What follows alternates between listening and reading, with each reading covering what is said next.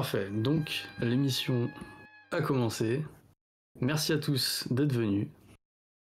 Alors, j'ai intitulé cette conférence Le conflit comme matrice, esthétique, foi et matérialisme dans le cinéma de Sergei Eisenstein.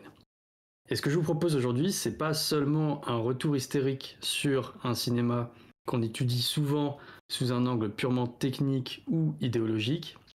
Mon objectif est plutôt de vous introduire à la richesse de l'œuvre d'Eisenstein et surtout de vous montrer pourquoi, malgré tout ce qui a été dit sur lui, il reste essentiel de s'y intéresser pourvu qu'on s'intéresse à l'histoire du cinéma.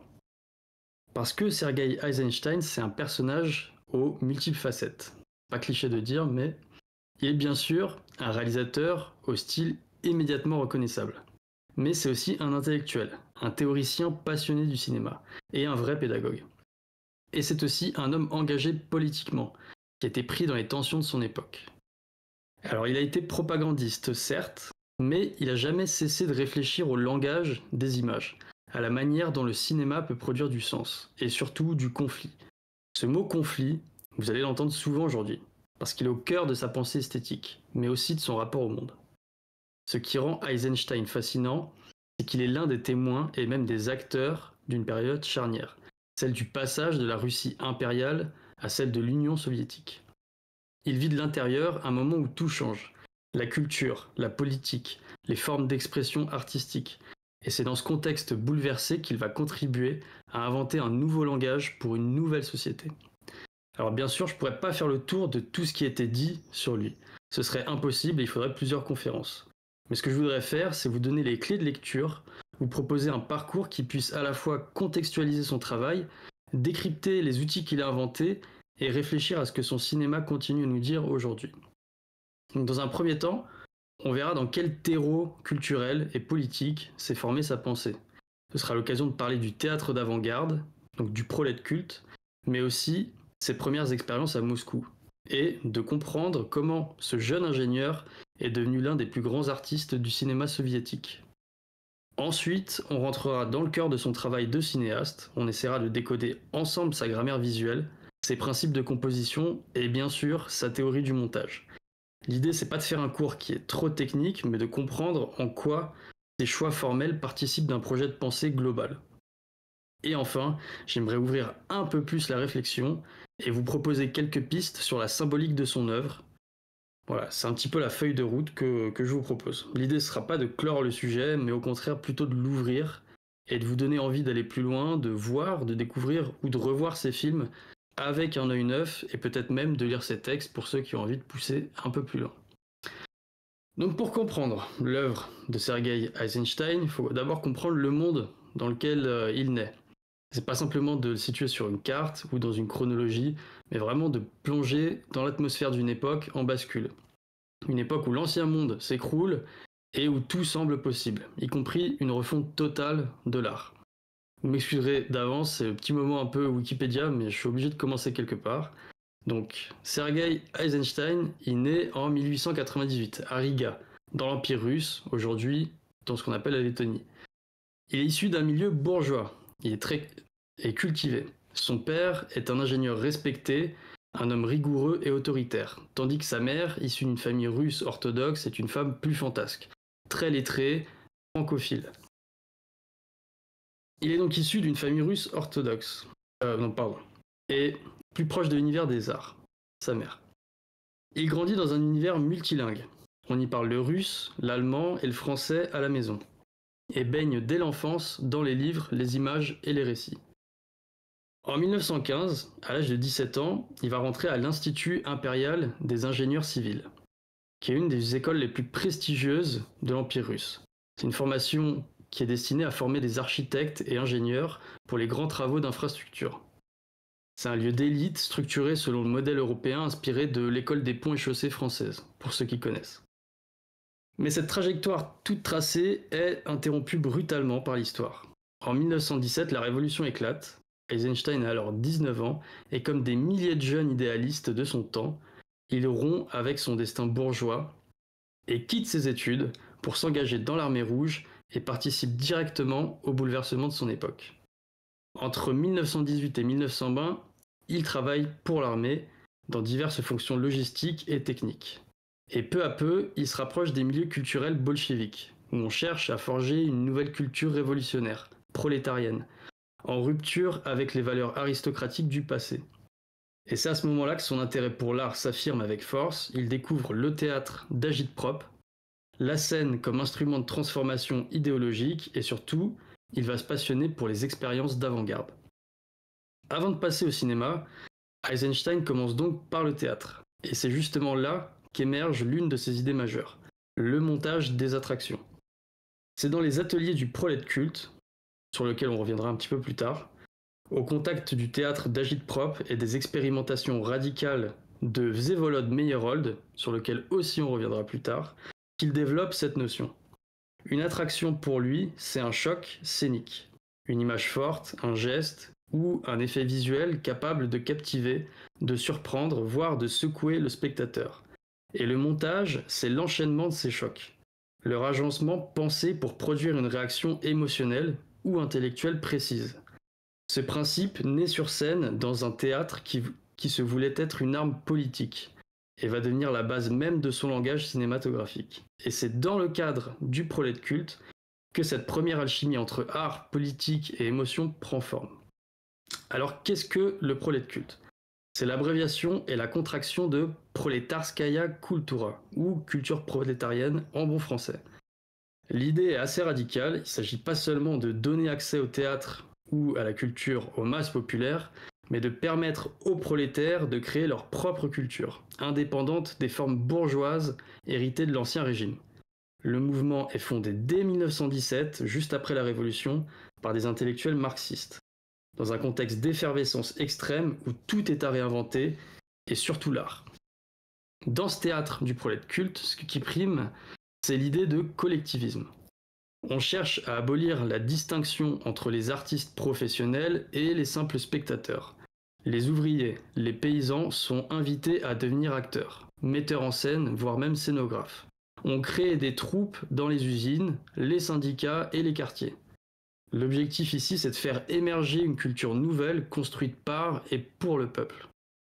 Et évidemment, ça suppose un rejet radical du théâtre bourgeois, notamment celui de Tchekhov. Celle de la psychologie fine, des salons feutrés. Le prolet culte prône un théâtre d'agit-prop. Et on y utilise des slogans, des chansons révolutionnaires, des bannières, des projections, du cirque, des marionnettes et parfois même des machines sur scène. Ça ira même jusqu'à utiliser des décors réels, notamment une reconstitution de la prise du palais d'hiver directement devant le palais d'hiver. Et donc tout ce qui peut frapper l'œil, secouer et provoquer la conscience de classe du spectateur. Pardon.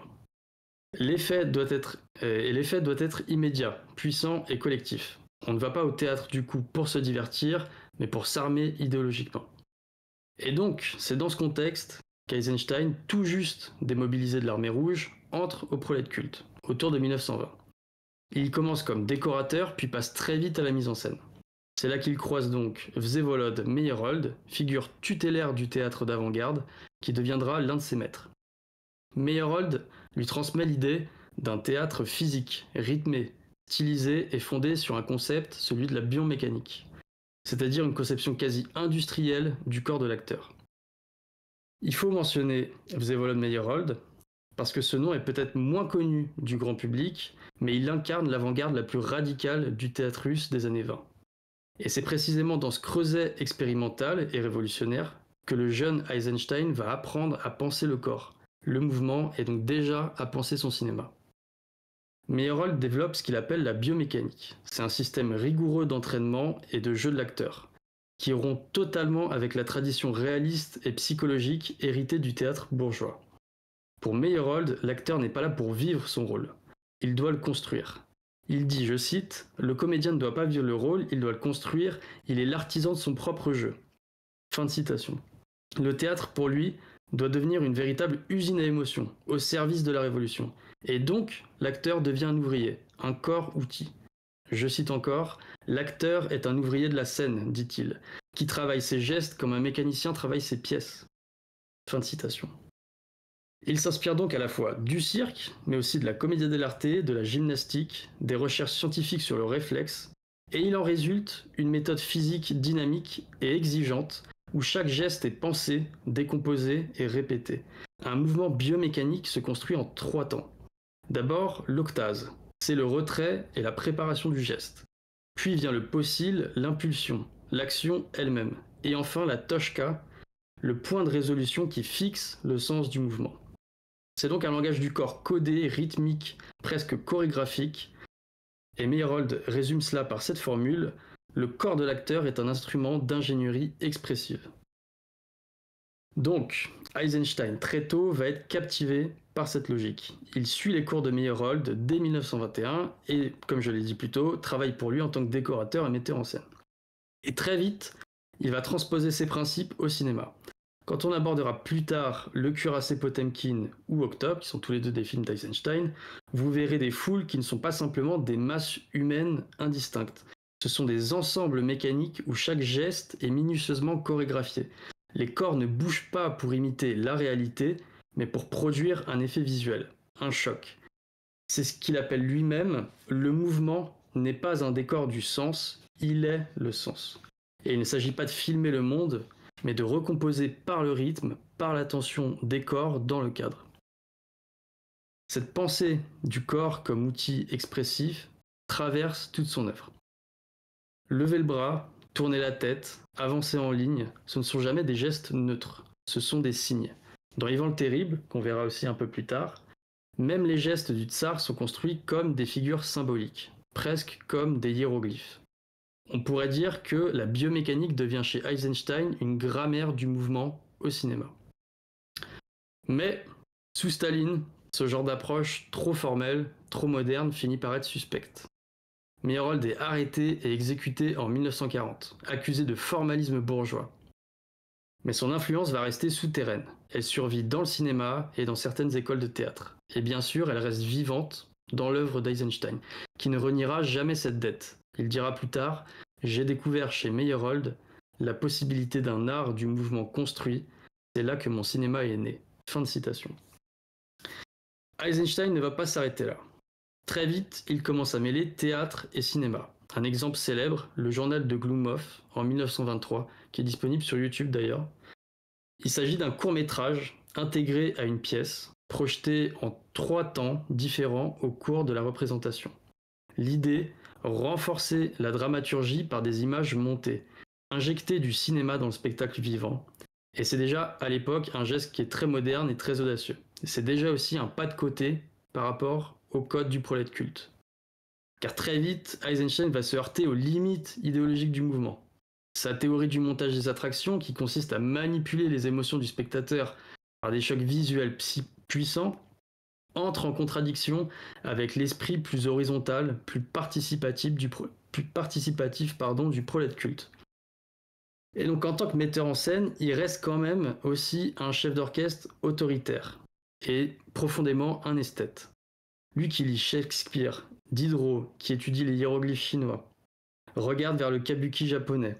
Son approche est jugée trop formaliste, trop expérimentale, parfois même cryptique, et donc trop élitiste. Et ces tensions, qui sont à la fois politiques et esthétiques, viennent troubler Eisenstein, qui lui veut penser un art dialectique, mais aussi symbolique, plus structuré et plus conceptuel. Le prolet culte, lui, privilégie l'impact direct, l'accessibilité, la participation de la masse. Et ce divorce progressif finira par être consommé. Eisenstein s'éloigne progressivement du prolet culte, non sans en avoir absorbé l'énergie, la radicalité et le goût de l'expérimentation. Alors, pour comprendre Eisenstein, il faut s'arrêter sur un mot-clé qui irrigue tout son travail, celui du conflit. Chez lui, le montage, c'est pas seulement la simple couture qu'il y a entre les plans. C'est une manière élégante de relier les images. C'est un lieu de collision, une mécanique de choc, un principe dialectique. Et ainsi, le montage devient une structure conflictuelle. Chaque plan entre en tension avec le suivant. Le sens n'est pas donné, il émerge du heurt entre 2 images. Avant Eisenstein, le cinéma soviétique avait déjà pressenti le pouvoir du montage avec les expériences de Lev Kuleshov. Et alors je vais vous rediriger rapidement vers l'exemple du coup que je vais vous donner pour que vous puissiez avoir un support visuel. Donc j'espère que vous voyez, mais sinon je vais continuer quand même pour pas faire une trop grosse interruption. Donc je parlais des expériences de Lev Kuleshov. Son célèbre effet Kuleshov démontre que la signification d'un plan dépend du plan qui le suit. Un même visage neutre montré successivement avec une assiette, un cercueil ou un enfant semble exprimer la faim, le chagrin ou la tendresse. Ici vous avez un exemple avec le cercueil et une femme. Et cette découverte, elle pose les bases du cinéma où le sens ne réside pas dans l'image isolée, mais dans la relation entre les images. Eisenstein part de cette intuition, mais il la radicalise, là où Kuleshov analyse l'effet de juxtaposition. Eisenstein y voit un principe de conflit, non plus une simple association de signes, mais une dialectique, en acte. Cette collision génératrice d'idées, de tensions et de sens. Et c'est le principe qu'Eisenstein appelle dès ses premiers écrits le montage des attractions. Il va donc s'inspirer du théâtre, mais va commencer à construire un concept qui vise à frapper, surprendre, provoquer une réaction, une attraction. C'est un événement isolé qui produit un effet physique ou émotionnel immédiat. Le montage devient alors une série de ces attractions, pensée non pas comme une narration linéaire, mais comme une succession de coups portés au spectateur.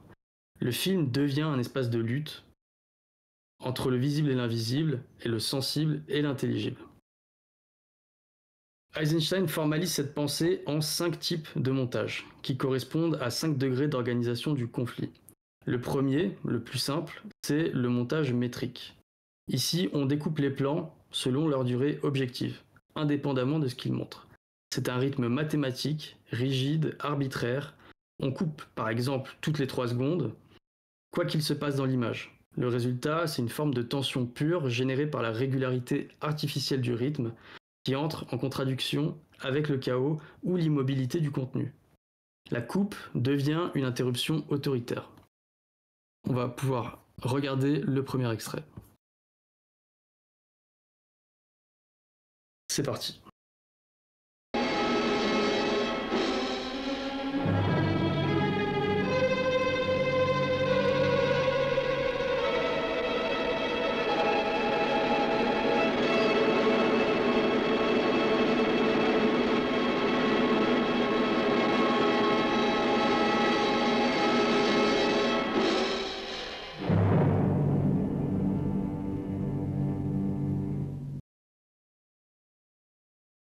Donc dans cet extrait,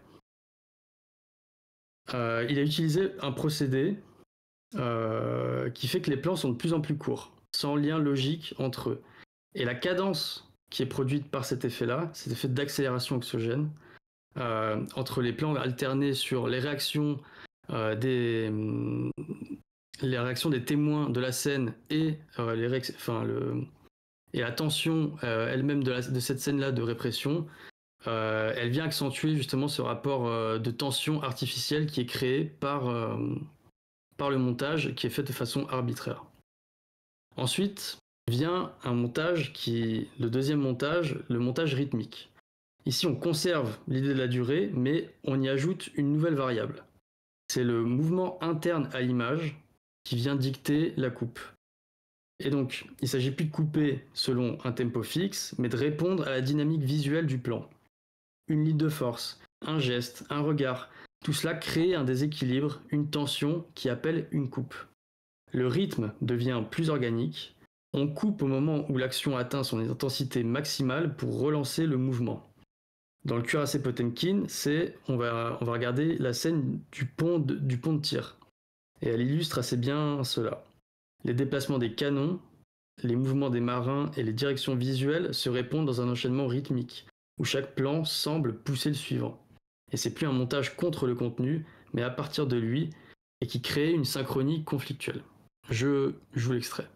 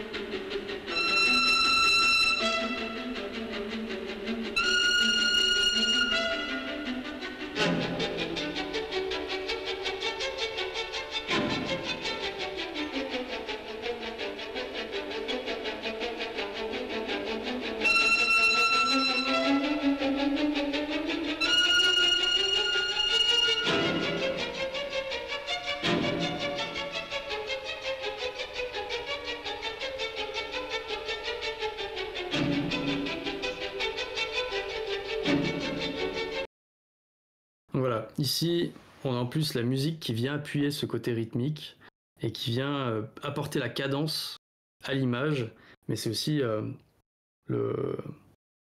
l'idée de créer une intensité et d'utiliser l'intensité d'un plan pour justement avoir ce rapport-là. Ensuite, on verra donc le troisième type de montage.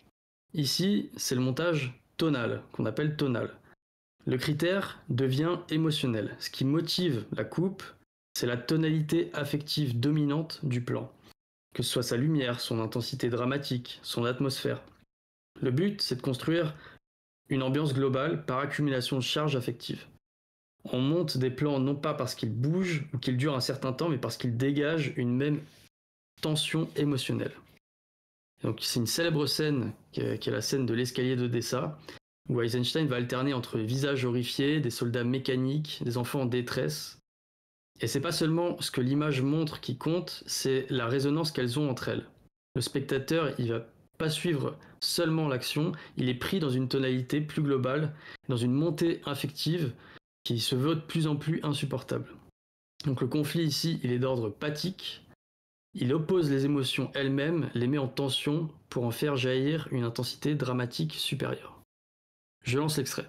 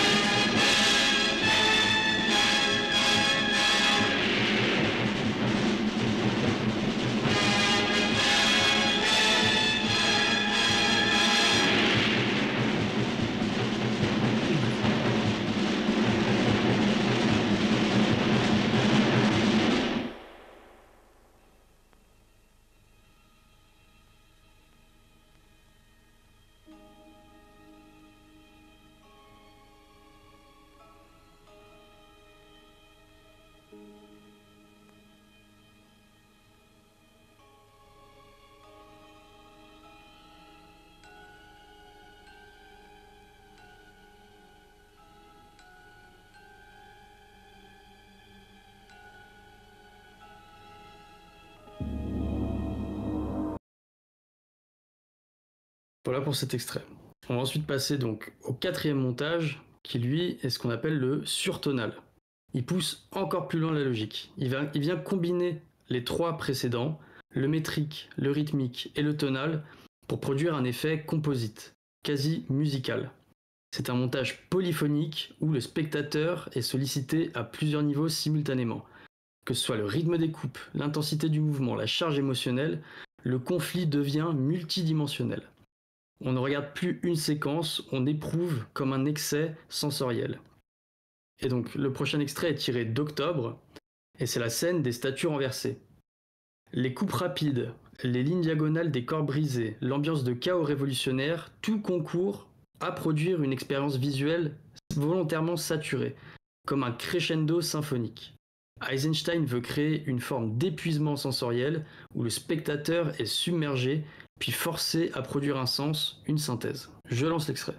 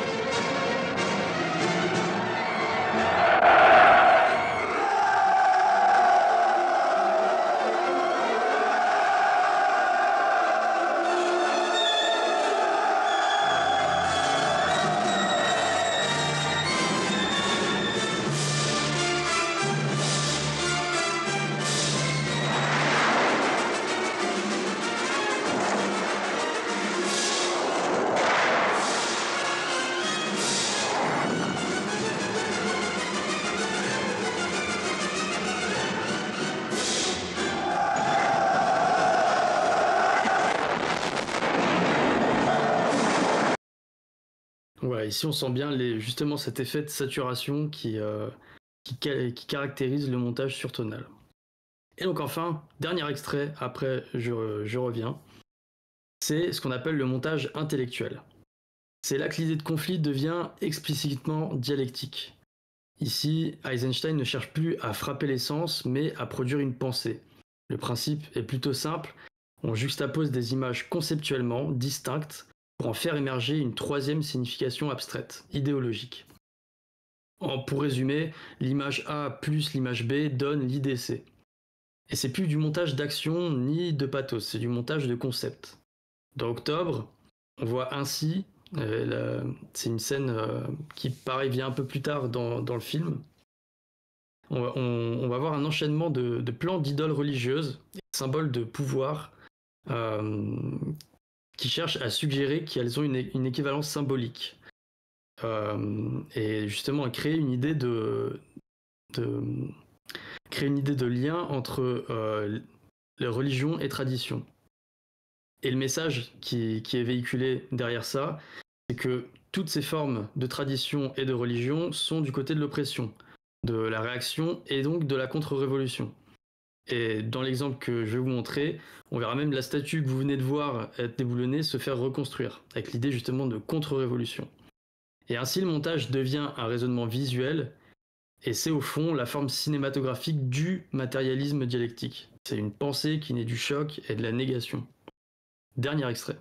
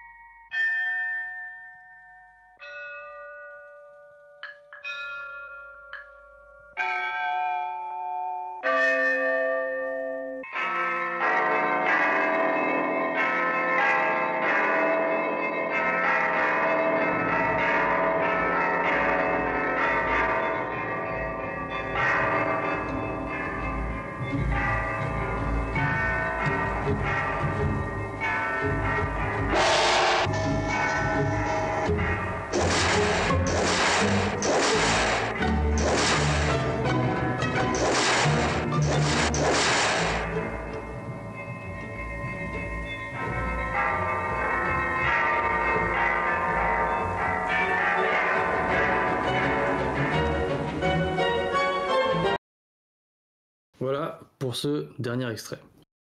Donc, à travers ces 5 formes de montage, Eisenstein déploie une véritable grammaire du conflit. Du rythme métrique au montage intellectuel, il construit une esthétique fondée sur la tension permanente, sur la dynamique de la lutte. Entre durée, gestes, émotions et idées, le film n'est plus un miroir du réel, mais ça devient une machine dialectique, un espace où le sens émerge de la confrontation. Il ne raconte pas, il compose des affrontements, il oriente les affects et met en scène le conflit lui-même comme un principe moteur de l'image. Et c'est cela, au fond, qui fait de lui non seulement un théoricien du montage, mais un cinéaste fondamentalement marxiste, jusqu'au bout de la forme. Car pour lui, le monde ne se reflète pas dans le cinéma, il s'y transforme. Et donc on pourrait réduire Eisenstein à son génie du montage, qu'il est indéniablement, et à sa capacité à générer du sens par le choc entre les images. Ça serait juste mais incomplet, car avant même de montrer, Eisenstein compose. Il accorde une importance capitale à la mise en cadre. Non pas comme une simple mise en image, mais comme une mise en tension, en conflit visuel, au sein d'un même plan. Pour lui, le cadre n'est pas une fenêtre neutre sur le monde, c'est un champ de force, un espace dialectique. Je cite. La dynamique de la composition ne réside pas dans les objets représentés, mais dans la tension créée entre eux. Chez Eisenstein, chaque ligne, chaque masse, chaque orientation du regard ou des corps est pensée comme une opposition, diagonale contre horizontale, clair contre obscur, densité contre vide, tout devient duel. C'est une logique héritée directement de la pensée marxiste, et il ne s'agit jamais de représenter le monde, mais d'en faire sentir la lutte interne dans le moindre cadre. Ce regard vient fondamentalement du théâtre. Son apprentissage qu'on a vu chez Meyerhold, chez les constructivistes, l'a profondément marqué. Il en garde une conception très scénographique de l'image. Ces plans ressemblent souvent à des tableaux vivants, des compositions frontales où l'organisation spatiale exprime un rapport de force. Mais ce théâtre est traversé par une autre culture visuelle, celle de la peinture religieuse. Et voilà, j'ai remis une petite image là à l'écran sur le live. Donc, celle de la peinture religieuse. Il emprunte beaucoup à l'iconographie byzantine de l'art et à l'art de l'icône, pardon. Il reprend la frontalité, les poses hiératiques, les compositions symétriques. Sauf qu'il les retourne il en enlève toute la fonction spirituelle et il écrit, je cite, qu'il faut que la structure iconique de l'image, sa stabilité religieuse soit brisée, retournée, dynamitée par le rythme de la lutte. Dans le cuirassé Potemkin, par exemple, le corps du jeune garçon et sa mère sur les marches, que je suis en train de vous montrer là à l'écran, rappellent une pietà. Mais c'est une pietà sans transcendance, où le peuple devient le seul sacré. Dans Ivan le Terrible, l'icône revient. Mais cette icône-là est tordue, ambiguë, presque monstrueuse. Ivan y apparaît comme une figure mystique en guerre contre elle-même. Et au cœur de cette iconographie en lutte, il y a le corps. Eisenstein pense le corps humain comme un outil graphique. Il écrit, je cite, « Chaque plan est une calligraphie dynamique où le corps humain remplace le pinceau. » Fin de citation. Les gestes sont stylisés, les postures tendues, les lignes du corps sont des traits plastiques qui structurent l'image. On retrouve ici tout l'héritage de la biomécanique de Meyerhold. Un corps qui n'imite pas la vie, mais qui produit du sens par sa forme, sa direction et son intensité. Cela donne des images d'une précision graphique incroyable. La Grève, qui est un autre film de Sergei Eisenstein, utilise des diagonales pour opposer les dominants et les dominés. Le cuirassé Potemkin transforme les foules en masses mouvantes comme des marées humaines. Dans Octobre, les lignes géométriques ordonnent le chaos révolutionnaire, et dans Ivan le Terrible, la lumière et l'ombre deviennent des instruments plastiques de sa paranoïa. Eisenstein, il est également connu pour sa rigueur obsessionnelle, notamment dans la préparation de ses films. J'apporte aussi une nouvelle image à l'écran. Chaque plan est minutieusement anticipé, souvent des mois à l'avance, à travers des storyboards extrêmement détaillés, et il ne se contente pas seulement de dessiner l'action. Il y inscrit également les lignes de force, les rapports de lumière, les trajectoires des regards, comme un chef d'orchestre visuel. Pour lui, le tournage ne doit être que l'exécution précise d'une vision déjà construite, dans le moindre détail. Cette méthode, elle témoigne d'une exigence rare. Faire du cinéma un art total, pensé à la fois comme architecture, musique et idéologie. Donc chez Eisenstein, la composition est déjà une forme de montage. Le cadre est traversé de conflits internes. Il est le lieu où s'annoncent, s'organisent, où se prolongent les affrontements que le montage viendra ensuite cristalliser. Et ce n'est jamais un espace neutre, jamais simplement esthétique. C'est aussi là le théâtre d'un espace politique et d'un espace de lutte. Et rien n'est laissé au hasard, surtout pas la direction d'un mouvement ou d'un regard. À l'intérieur du cadre, pour lui, chaque orientation, qu'elle soit montante, descendante, diagonale, frontale ou fuyante, porte en elle-même une signification idéologique, émotionnelle. Il écrit d'ailleurs dans Le sens du film, la ligne, la direction du mouvement est une forme dynamique, une force émotionnelle. Fin de citation. Autrement dit, il ne s'agit pas seulement de mise en scène ou d'esthétique, mais bien d'un langage plastique, qui exprime le conflit au cœur même de l'image. Prenons par exemple une ligne montante. Elle va traduire l'ascension, la lutte, l'effort révolutionnaire, parfois même une élévation mystique. A l'inverse, une ligne descendante évoque la chute, la violence, la répression. C'est ce que l'on voit dans la scène qu'on a vue tout à l'heure de l'escalier de Dessau. La marche mécanique des soldats tsaristes qui descendent en formation diagonale vers la foule désarmée, devient l'incarnation visuelle du pouvoir qui s'écrase.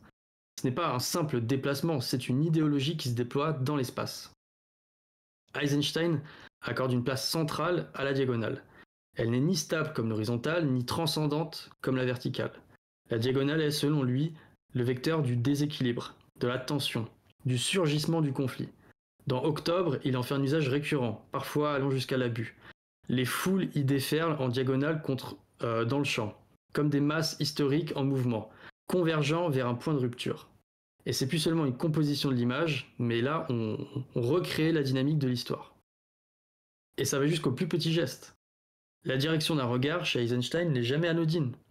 Un regard frontal devient une confrontation, un regard fuyant une soumission, et il théorise cela comme une dramaturgie des lignes, où chaque orientation devient vecteur de sens.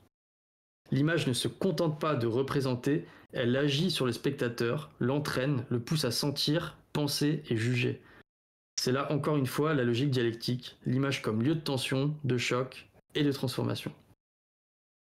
On peut d'ailleurs découper l'œuvre d'Eisenstein en deux grandes périodes, presque deux ères bien distinctes, qui structurent sa carrière comme un diptyque. D'un côté, les années 1920, c'est la période expérimentale, celle du cuirassé Potemkin, celle de la grève, celle d'Octobre, et celle de la recherche formelle, effervescente du cinéma militant, du choc des images.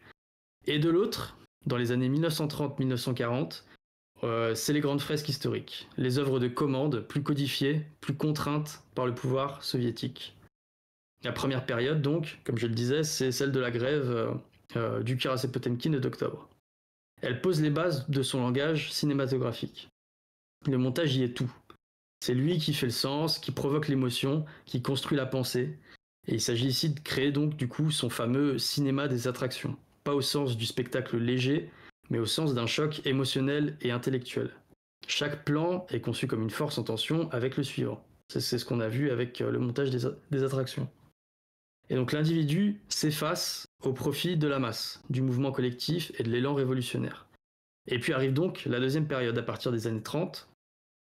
Eisenstein est sommé de rentrer dans les clous du réalisme socialiste et il lui faut désormais raconter des histoires lisibles, valoriser des figures positives, glorifier l'histoire nationale. C'est là qu'il va réaliser Alexandre Nevsky puis Ivan le Terrible. Des films somptueux, puissants, mais bien plus ambigus qu'ils n'en ont l'air. Eisenstein y reprend certains de ses procédés, la composition rigoureuse, le symbolisme plastique, le sens du rythme, mais il les module, les enveloppe dans une dramaturgie plus classique, plus narrative, et ce n'est plus le choc frontal du montage qui domine, mais la composition du plan, la stylisation à l'extrême, presque opératique de l'image. Et entre ces deux périodes, il y a à la fois un fil rouge et une cassure. Le fil rouge, c'est l'obsession de la forme. Même sous contrainte, Eisenstein ne renonce jamais à sa recherche formelle. Il transforme la commande en laboratoire, il expérimente dans les marges du pouvoir, mais la cassure est aussi là. La masse révolutionnaire a disparu, remplacée par des figures de pouvoir solitaires, ambiguës, voire tyranniques.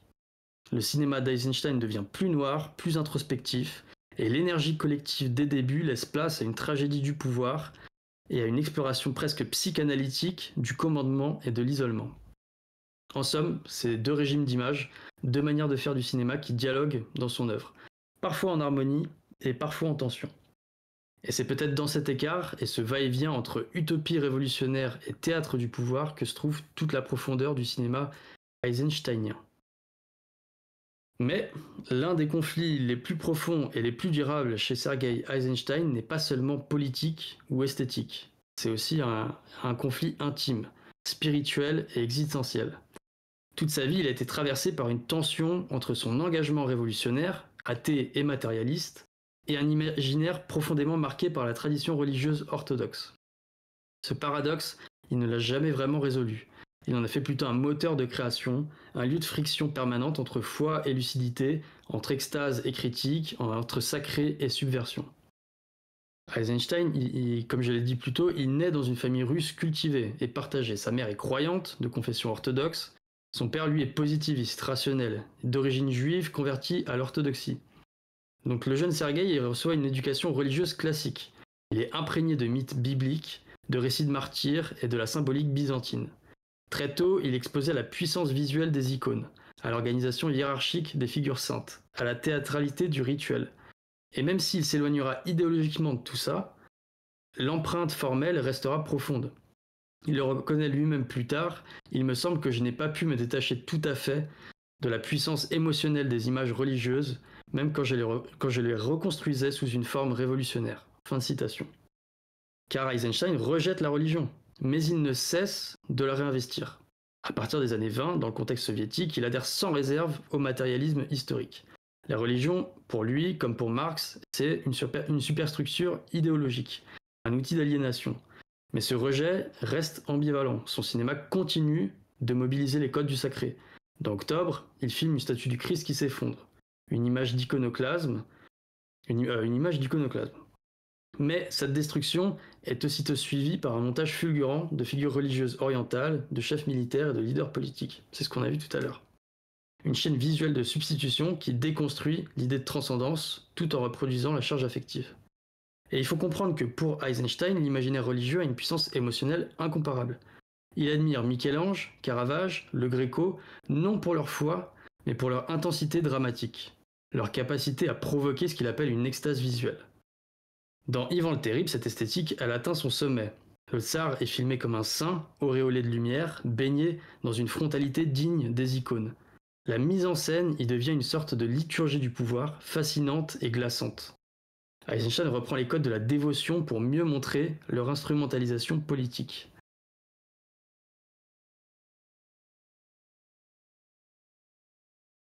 Il ira même plus loin. Dans ses textes historiques, il écrit par exemple « Ce que l'art fait, c'est ce que faisait la religion. Élever l'homme au-dessus de sa condition immédiate. Non par Dieu, mais par l'émotion. Pour lui, le cinéma a le pouvoir d'éveiller une forme de transe laïque. Le film devient alors un espace de révélation, non spirituel, mais esthétique, sensoriel et presque mystique. Mais ce geste n'est jamais serein. Dans ses carnets intimes, Eisenstein revient souvent sur cette lutte intérieure. Il note, je cite, « Mon enfance est pleine d'images de supplices, de martyrs, de saints exaltés. Je les ai détestées, mais elles sont revenues dans mes rêves et dans mes films. » Fin de citation. Cette confession éclaire toute la violence symbolique qui traverse son œuvre. Dans Ivan le Terrible, la deuxième partie, par exemple, on retrouve cette tension portée à son comble. Eisenstein y déploie un visuel presque sacré tout en exposant le cynisme du pouvoir qui en tire profit. Oui, c'est normal, Gandouf, j'ai coupé le live, les extraits et les supports visuels sont terminés. Alors, faut-il voir en lui un cinéaste religieux malgré lui ? Certains chercheurs, comme Marie-Aude Baronian et Oksana Bulgakova, sur lesquels je me suis pas mal appuyé pour cette conférence, suggèrent plutôt qu'Eisenstein incarne une forme de religiosité sans Dieu. Une mystique matérialiste où le sacré se déplace du divin vers le collectif. De l'au-delà vers l'image, du dogme vers la sensation. C'est peut-être là finalement l'un des lieux les plus profonds de son cinéma, faire du film une expérience sensible et transformatrice, à la fois politique, poétique et spirituelle, sans transcendance. Et donc dans les années 30, alors qu'il devient une figure incontournable du cinéma mondial, il se trouve à un tournant de sa carrière, entre l'idéalisme révolutionnaire et l'exploration des limites artistiques. Et c'est dans ce contexte qu'il y a une aventure assez intéressante qui concerne ce personnage. Il va s'aventurer aux États-Unis pour une série de conférences et de rencontres, avec notamment une visite au studio Paramount où il est invité à discuter d'un projet d'adaptation de La Grève en version sonore. Mais c'est une autre rencontre qui, bien que brève, marquera profondément sa réflexion sur l'art et la forme cinématographique.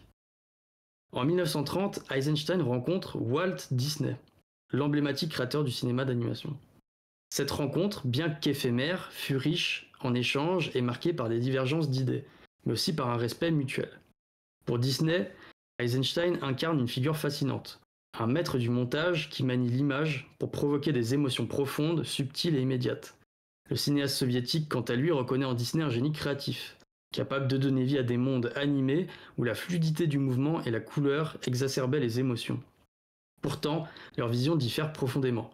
Disney se concentre avant tout sur l'aspect esthétique et narratif de l'animation, tandis qu'Eisenstein perçoit le cinéma comme un outil de transformation sociale, un art à la fois politique et subversif. Les deux hommes échangent leurs idées sur le cinéma, l'animation et le montage. Eisenstein, fasciné par la puissance visuelle du travail de Disney, il voit un potentiel inexploré pour l'expression visuelle et la narration. Cependant, il regrette que cet art ne soit pas utilisé à des fins plus profondes, pour élever la conscience collective, comme il l'aurait souhaité. Disney, de son côté, admire le génie technique d'Eisenstein, son approche du montage comme un moyen de tordre, d'animer et de structurer l'image pour créer une réalité dialectique. Mais au-delà de cette rencontre physique, c'est dans une œuvre posthume rédigée entre 41 et 46 qui permet de comprendre de manière plus profonde l'impact de Disney sur Eisenstein. Dans le livre Eisenstein sur Disney, cette fois-ci, un ouvrage qui ne sera publié donc qu'après la mort du cinéaste en 86, révèle un aspect surprenant et fascinant de sa pensée. Dans ce manuscrit théorique, Eisenstein explore l'art de Disney à travers sa propre grille de lecture esthétique, philosophique et politique. L'ouvrage est une réflexion sur l'animation, sur l'art de la transformation et de la métamorphose. Mais c'est aussi une analyse des contradictions d'un art révolutionnaire issu d'un système capitaliste. Dans Eisenstein sur Disney, il développe plusieurs thèses principales.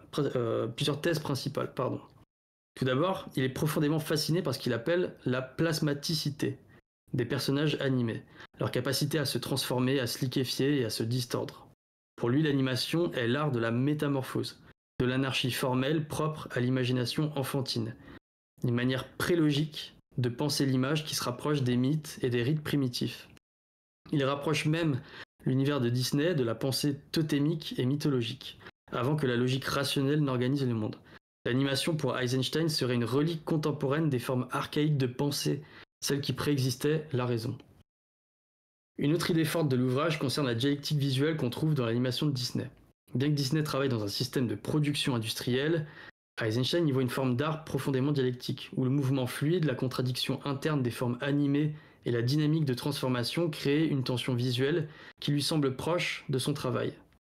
Cette fluidité dans l'animation, ce jeu constant entre transformation et équilibre, l'amène à concevoir l'animation comme une forme d'art profondément sensuelle et érotique. C'est le petit côté Maffezoli. Eisenstein parle d'un écoulement orgasmique, attention, dans les métamorphoses animées. Voyant dans ces transformations une énergie vitale, un débordement de désir qui rappelle l'expérience corporelle du désir et du plaisir. Toujours dans Eisenstein sur Disney, il écrit même « L'art de Disney est un art profondément érotique, c'est l'érotisme de la forme, de la transformation, de la liberté ».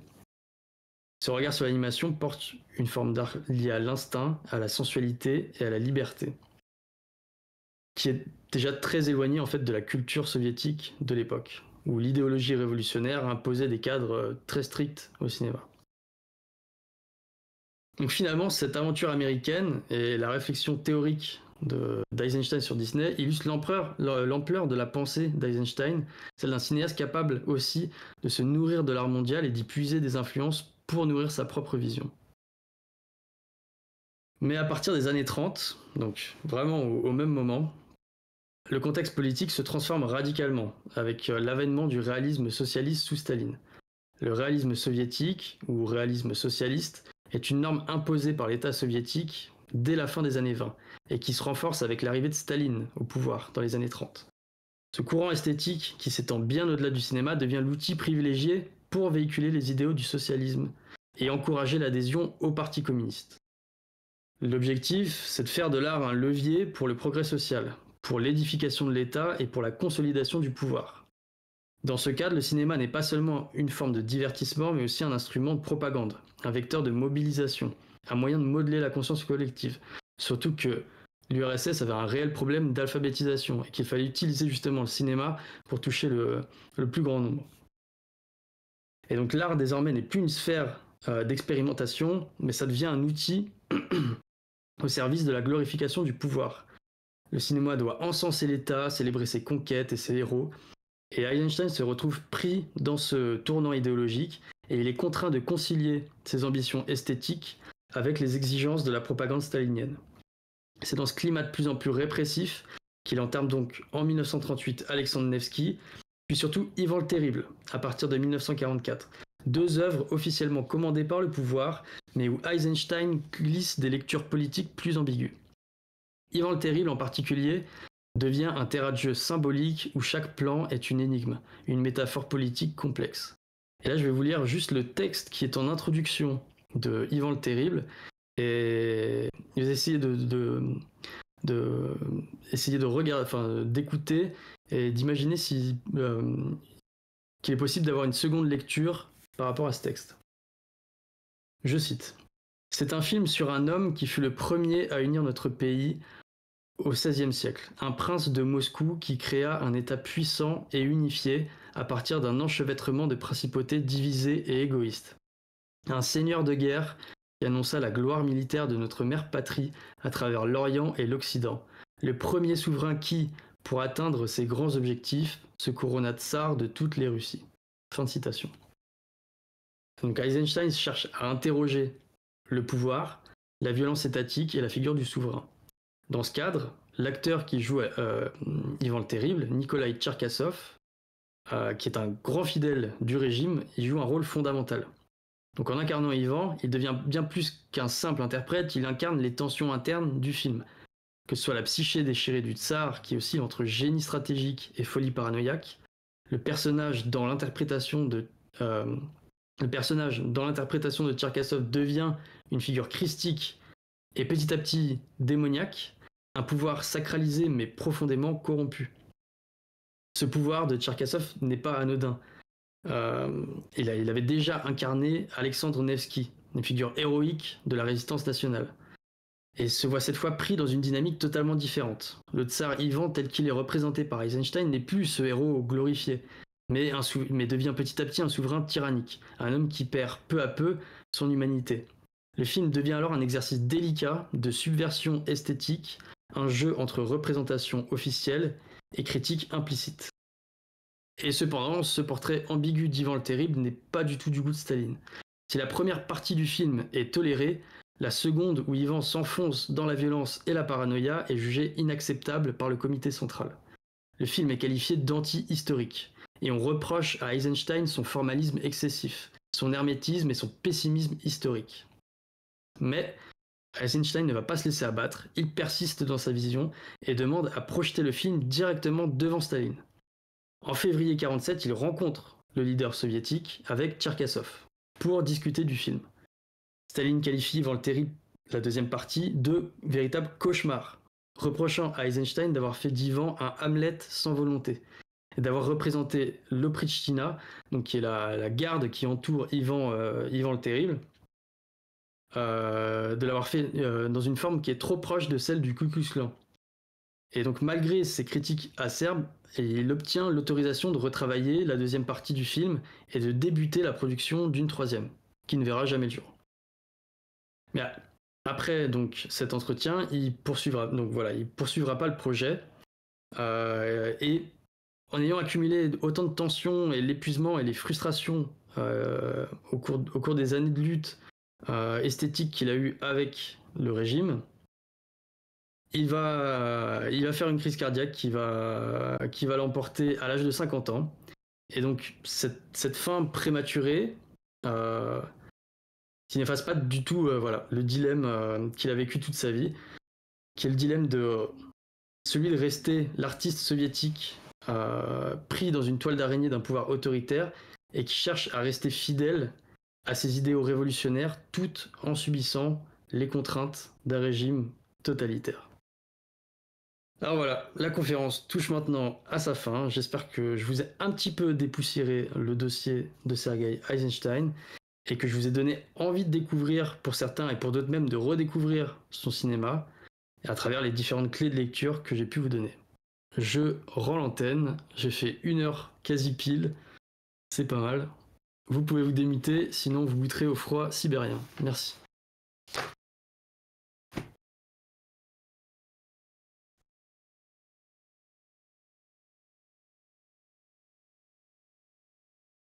Et bah merci Pablo Quay pour la conférence, franchement c'était super intéressant. Ouais. Et ouais, pour répondre rapidement, oui, ça m'a donné envie de voir qu'est-ce que je dis, de voir des films de Eisenstein du coup. Ouais. Je mettrai quelques recommandations. Le message en même temps il me perturbe, mais. Ouais. Je mettrai quelques recommandations dans ressources conférences. De toute façon, t'as déjà donné, hein, Ivan le Terrible, la grève, t'as déjà donné quelques. Dans les extraits qu'il y avait déjà Le Oui, il y cuirassé avait aussi. déjà pas mal. Et je me suis concentré plus sur la période qui est la période expérimentale, parce que c'est là en fait où on voit vraiment le travail sur le montage. C'est là où c'est le plus marquant. Après, forcément, il va changer un petit peu il va adapter ses techniques à la commande. Ouais, Mais ouais. à la limite, je conseillerais plutôt de commencer par Alexandre Nevsky et Ivan le Terrible. Et après, vraiment, si ça te plaît, d'aller voir voilà, les films qui sont un peu plus expérimentaux, mais qui sont aussi plus historiques, qui traitent tous Mais de déjà, moments l'extrait sur la clés de la grève, là, Révolution. ça avait l'air Ah, c'est puissant, sympa, hein. hein. Franchement, C'est ouais, puissant. ça avait l'air puissant, ouais. Et qu'est-ce que je voulais après, sinon, pour revenir sur ta conférence, pour critiquer un peu, comment dire, je trouvais que, ouais, j'avais une question, c'était, je trouve, t'es passé un peu vite sur au début quand t'expliquais la Toshka, tout ça, là. Ah J'ai oui, pas trop compris ces termes-là. bah, en fait, c'est presque, t'es presque sur des mouvements de danse. En gros, Ouais, euh, pardon, c'est le mot de Richelieu. En fait, c'est un truc qui est vraiment inspiré de la danse et presque du ballet. C'est-à-dire que euh, le mouvement est décomposé en trois et en fait, donc le premier geste, c'est celui d'armer le mouvement. Tu vois, par exemple, avant un pas de danse, tu prends une position, tu armes le mouvement et après, tu réalises le mouvement, donc tu lui donnes son impulsion et à la fin, comme si tu conclus le mouvement par une pause. Tu vois, il y a un côté très athlétique et presque gymnastique dans ce côté-là. C'est vraiment l'idée d'accord, ouais. d'exacerber le mouvement et en fait de lui donner à la fois un début, l'exécution du mouvement et après une fin pour l'accentuer, en gros. D'accord, je vois, ok, ok. Ok, bah, et en tout cas, voilà, s'il y a une critique que je peux faire en tout cas de ta conférence, c'est oui, n'hésite pas à aller un petit peu plus, comment dire, dans le détail, de bien Ouais. expliquer, réexpliquer, voilà, le, parce que voilà, comment dire, on n'est pas forcément, enfin, moi par exemple, je connais pas du tout le sujet, donc voilà, Non, c'est c'est vrai. juste Bah pour après, faire pour moi, claire, c'était pas si. Bah, c'est bien que tu poses la question, mais pour moi, c'était pas ce qui avait de plus important. Déjà, j'avais oui, beaucoup de bien choses sûr. à dire, Après, donc oui, j'ai voilà, dû il y a des effectivement trucs à faire des faire. choix. Ouais, Mais oui, je vois, je prends les critiques. Voilà, c'est ma première conférence, je prends ouais. toutes les critiques. Je Non, suis mais là après, sinon, pour globalement, c'était bien, hein. Franchement, c'était m'améliorer. bien expliqué. Franchement, c'était cool, c'était correct, ouais, c'était cool. Et ouais. En tout cas, ouais, ça donne bien envie de voir ces films et voilà. Mais du coup, oui, c'est ça, c'est personnage, comment dire, tu peux pas le mettre dans une case, quoi. Il dépasse, quoi. Il est au-delà de tout ça, quoi, des clivages, on va dire, ouais. Oui, c'est ça. Au-delà de son œuvre, c'est vraiment un personnage très, très intéressant qui a pas une vie commune et même si tu le compares à d'autres artistes, qui a dû faire quand même avec une époque assez particulière. Donc, Ouais, ça crée ce genre d'artiste, ouais. ouais, ouais. Et ouais. Et qu'est-ce que je voulais dire aussi? Oui, sur sa mort, on n'a pas plus d'infos sur sa mort. Enfin, on est sûr que Non, il c'est. a pas. J'ai vu dans le chat, non, il semblerait qu'il a pas été suicidé de 3 balles dans la tête. Ouais. Non, parce Mais que je sais pas, je il me veut dis dire la qu'il a période fait. soviétique, tout ça, je me dis c'est fort probable quand même que. Surtout que s'il Non, appartient plus à Staline, je sais pas après. mais Enfin, je pose la question quoi, dans dans, le doute. non, dans ce que j'ai vu justement, c'est vraiment la fatigue, les pressions et la tension avec le pouvoir qui a eu un peu un effet néfaste sur sa santé et que petit à petit, il a fait une première crise cardiaque et il a tenu quelques années après ça, mais c'était plus vraiment le même homme. Et Ouais, après, il en a ouais. fait une deuxième et là, c'était fini quoi. Ok, Comme je vois. quoi, comme quoi Sarkozy avait raison, mourir, c'est pas facile. C'est pas facile. Non, mais très bonne conférence, pas bloqué, intéressant. J'ai découvert des choses que je ne connaissais pas, notamment sa relation avec Walt Disney. Je n'en savais vraiment strictement rien. Et Ouais, je pareil. suis un peu tombé de ma chaise. Bon, tu as diffusé des images parce qu'il faut que le peuple puisse se représenter, parce que le peuple est idolâtre. Je ne t'en tiens pas rigueur. et tu as dû te battre avec la technique et c'est beau, tu as triomphé de la technique. Ce qui m'a fait plaisir quand même, c'est le petit clin d'œil m'a fait celui comme quoi il est partout en fait, même là où on l'attend pas. Voilà. Voilà. L'invagination jusque dans le montage. L'imagination de... Exactement. Même moi, m'a fait sonner. Mais merci encore pour cette conférence. Juste pour revenir, pour être sûr, je sais plus si tu l'as dit, mais tu as dit qu'en gros, Staline n'aimait pas le côté que, en gros, Ivan le Terrible, c'est un peu un Hamlet du pauvre, quoi. Mais est-ce qu'il n'y avait pas aussi, dans mon souvenir, la scène de la partie 2 où il y avait ces danses traditionnelles magnifiques, qui n'étaient pas un peu trop olé olé pour l'époque aussi? Celle qui est en couleur, tu veux dire? Oui, celles qui en couleur, qui sont sublimes en rouge, là, Ouais. ces danses traditionnelles. C'est pas ça aussi qui avait un peu gêné les autorités ou pas du tout? Eh ben, alors dans les recherches, j'ai vu que c'était les dernières, justement, c'était les dernières qui avaient été tournées. Donc c'est possible qu'elles aient été tournées justement après où il a été obligé de retravailler sur le film. Mais effectivement, je sais pas, j'ai pas vu en tout cas, j'ai pas croisé cette info-là. D'accord, eux c'est vraiment sur le... qui avait coincé. C'est plutôt sur le fond qu'ils ont un peu tiqué en fait, plus que sur la forme. Oui, c'est ça. Et même la première partie, du coup, elle avait été tolérée, mais en se pinçant le nez, quoi. Et puis la deuxième, là, ça a vraiment coincé auprès des autorités. Mais après, en même temps, c'est évident parce que quand tu vois le film, un dictateur paranoïaque qui sombre dans la folie, qui mène des conquêtes, difficile de ne pas penser à Staline à l'époque. C'est ça. Tu m'étonnes qu'il n'ait pas aimé.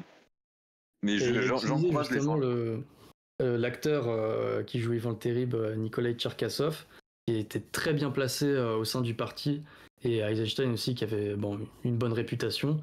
Ils ont tous les deux fait énormément de lobbying pour essayer de faire en sorte que ça passe. Et puis, finalement, la deuxième partie, en fait, elle a été censurée, et c'est que bien plus tard qu'elle a été rediffusée. Mais c'était après la mort de Staline. Oui, c'est pas dans les années 50 qu'ils l'ont officiellement sorti ou montré, je crois.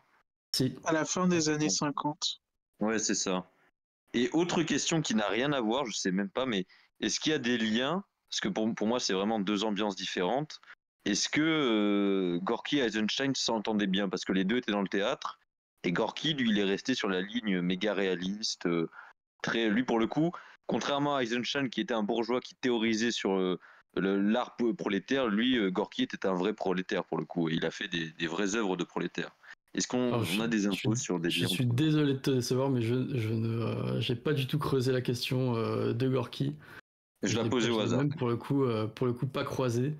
Donc, ça je sais pas. Je me renseignerai.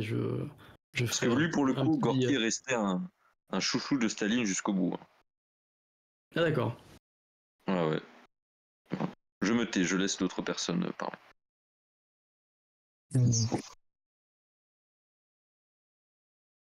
Moi, je trouvais ça très intéressant. La partie où tu parlais des corps, sa façon d'appréhender les corps, les lignes, tout ça, quoi. Ça, c'était vraiment très intéressant, je trouve.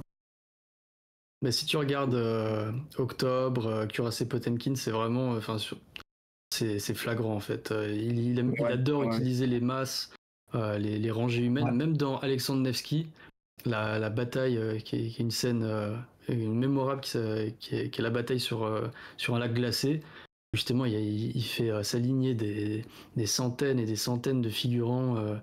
C'est presque le Seigneur des Anneaux à voleur. C'est ça. Et t'as beaucoup ça. Ouais. Moi, je voulais parler aussi d'Octobre et d'Ivan le Terrible aussi. Mais ce que je voulais savoir, c'était comment Eisenstein, en fait, il articule la foi religieuse justement orthodoxe et foi révolutionnaire dans ses films, tu vois. Est-ce que toi, tu as vu ça? Genre, par exemple, dans Ivan le Terrible ou Octobre, est-ce que tu as vu cette dichotomie justement entre la foi orthodoxe et la révolution auquel il assiste, tu vois? En fait, toute la thèse que j'ai essayé de tisser, c'est justement qu'il reprend en fait tout le pathos religieux pour essayer de le calquer sur l'iconographie révolutionnaire. Et donc de faire du peuple des martyrs et de tirer en fait, de retirer à l'iconographie religieuse toute la spiritualité. D'accord. J'ai compris, ouais. Et autant dans Ivan le Terrible, on peut dire qu'il lui rend hommage vraiment au sens plastique, puisque dès le début du film qui se centre autour du couronnement d'Ivan le Terrible et de la partie de son règne où c'est justement il est le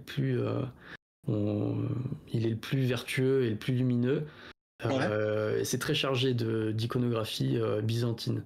Après, effectivement, bon, ça se détourne.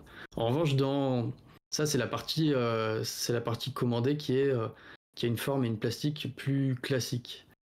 Pour le 4 d'octobre, là, on est vraiment plus dans l'expérimentation et il y a la fougue révolutionnaire qui veut à tout prix briser les icônes et déboulonner les statues. Donc on est moins dans ce... Même si, tu vois, comme je le disais, dans, par exemple, Cuirassé Potemkin et la scène de l'escalier d'Odessa, où justement il reprend un peu... il reprend l'iconographie religieuse, mais il va la détourner pour en faire, en fait, faire le peuple sacré. Justement, le martyr, quoi. C'est marrant que tu en parles, mais est-ce que pour toi, alors, dans ce cas-là, est-ce qu'on peut dire est-ce qu'on peut dire que la représentation de ces icônes-là religieuses dans ces œuvres, tu penses qu'elle serait quoi? Tu penses qu'elle serait critique, ambivalente ou genre même réappropriée par Eisenstein, tu vois? Bah en fait, j'ai essayé, tu vois, j'en ai fait une petite partie là-dessus pour expliquer que c'était une tension interne sur laquelle il avait lui-même écrit. Mais en gros, oui, en fait, c'est que lui, de par son éducation et de son enfance passée dans une famille qui était assez pieuse, en fait, oui, il est comme il est assailli par les images et l'iconographie religieuse et jusqu'à dire qu'elles lui viennent dans ses rêves. Et donc, ouais, on peut dire que ça l'obsède. Et c'est tout aussi l'ambivalence du personnage qui est marxiste au dernier degré, mais au sens esthétique, il est tellement sensible esthétiquement qu'en fait, il peut pas se passer de prendre, d'aller chercher et puiser dans l'iconographie religieuse pour l'utiliser et s'en servir. Ok. Alors, moi, c'est juste les questions que j'avais en fait. Merci en tout cas pour ce travail. C'est très intéressant également. Ouais, fascinant même. Je ne connaissais pas du tout. De ce que j'ai compris, il en a un peu rien à foutre de la foi. Il s'en sert. Il a, comme tu dis, il a des possèdes de toute sa spiritualité. Et puis c'est c'est vraiment l'art qui l'intéresse, quoi. C'est un vrai artiste dans l'âme, quoi. Ouais, c'est vraiment là, je pense qu'il faut le saisir. C'est sur le côté esthétique. Ouais, c'est ça, ouais. Bah, comme le fait qu'il aime énormément l'œuvre de Mickey, là, ouais, voilà. Ouais, il aime dessiner des Mickey, hein, voilà. Ouais.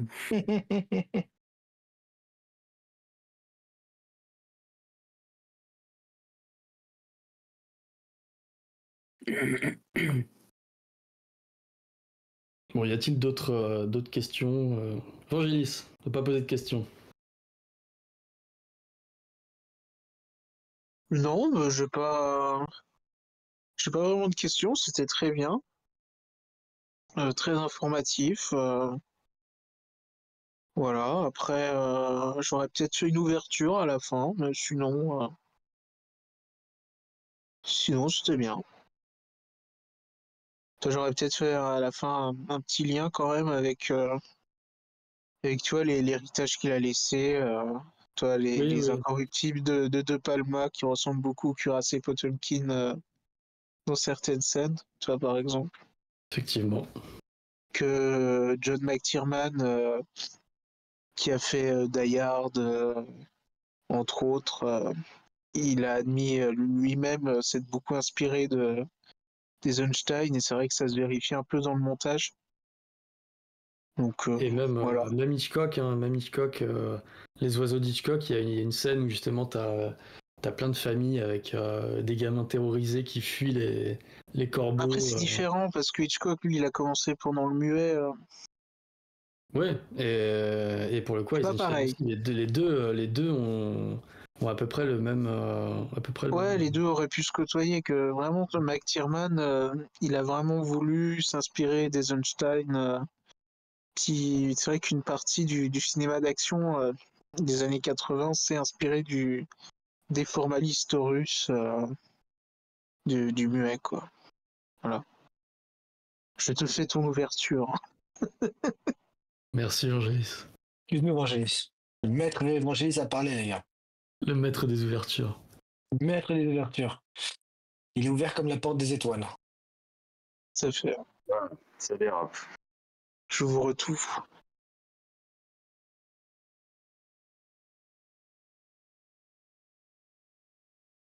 Bon, bah écoutez, s'il n'y a pas d'autres questions, on peut fermer le bot. Si vous avez d'autres questions qui vous viennent, n'hésitez pas. Et puis, comme ça, on peut parler d'autres choses si vous le souhaitez.